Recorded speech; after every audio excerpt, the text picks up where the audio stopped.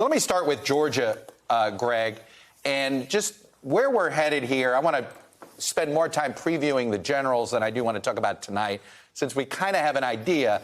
So Abrams-Kemp, and I want to jump on a comment Kemp said last night, which he talked about governor and president. And it looks to me, and you tell me, but it looks like the Kemp world knows it's got to bring over whatever grumpy Trump supporters there are. And the threat of Stacey Abrams as president may be what Brian Kemp wants to use. I assume that wasn't an accident, what we heard from him last night. You're exactly right. That wasn't an accident at all. If there's been sort of a core central theme to Brian Kemp's campaign, it's that he and only he can beat Stacey Abrams because he's the only Republican who's ever beat Stacey Abrams. David Perdue, he suddenly reminds folks, couldn't even beat Jon Ossoff last year. So that's his argument. They're hoping that hatred for Stacey Abrams will overcome any sort of MAGA backlash that Brian Kemp could face in the general election phase.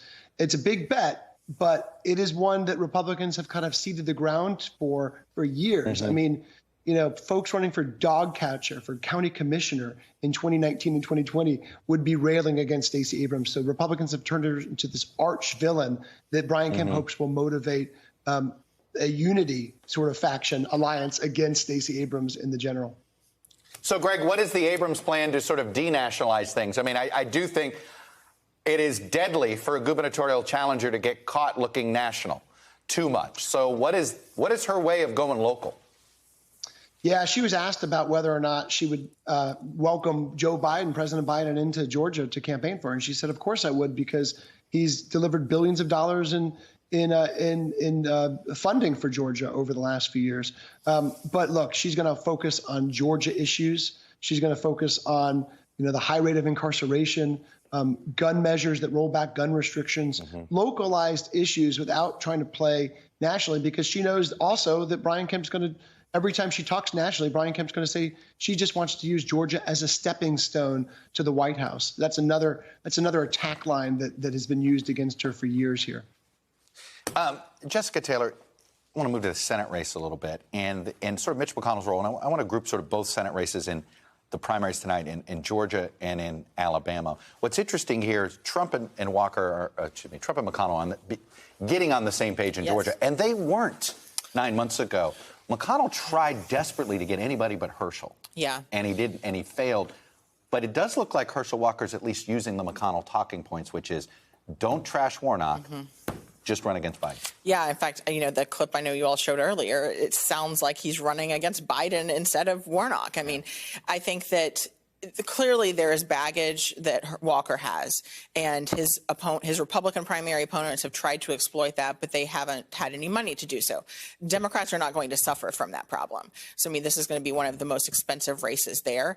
We'll see whether it brings him down. I still think, he's a star in Georgia. He's a football legend, Heisman Trophy winner. The last time before this past year that they won the national championship, I think that still matters. And just the environment, Warnock is trying to run, his ad sort of separating himself from Biden and some of their policies too. I think about the four nominees, right? You have Warnock, Walker, both kind of national figures now. You have Abrams, national figure. Brian Kemp is the least national of the four big names. I want to move to Alabama here because Mitch McConnell seems to be engaged in a primary that's more concerned about a vote for Senate Majority Leader than it is about actually, a Republican is going to be a United States Senator from Alabama in this seat.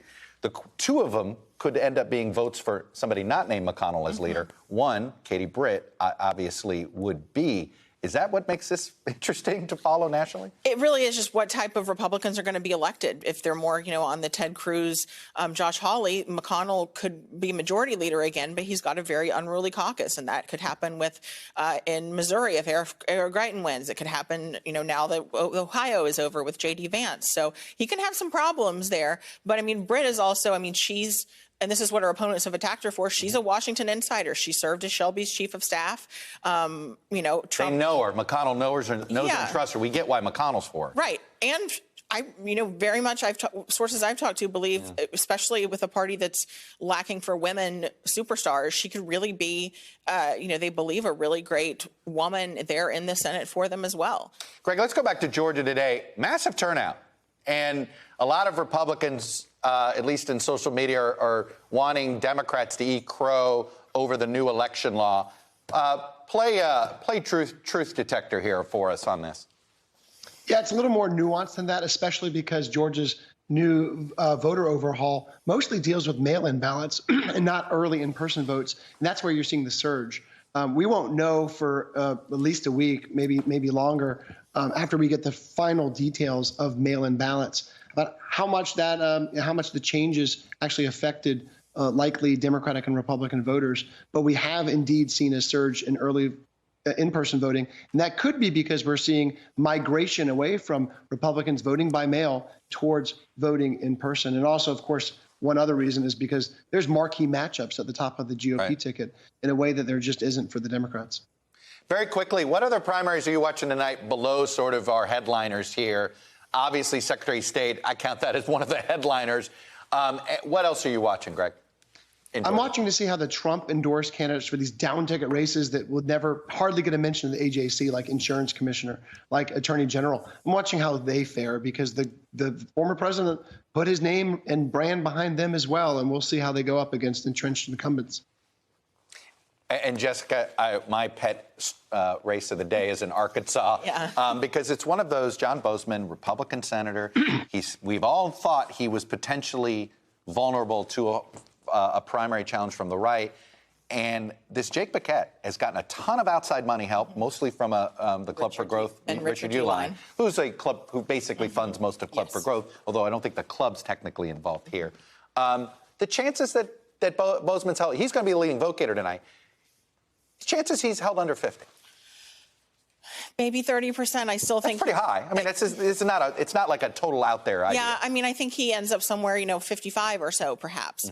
I mean, he's had to work for this, and their ads show that they are taking it seriously. He's run ads with Sarah Huckabee Sanders that is going to be the next governor of Arkansas with Tom Cotton.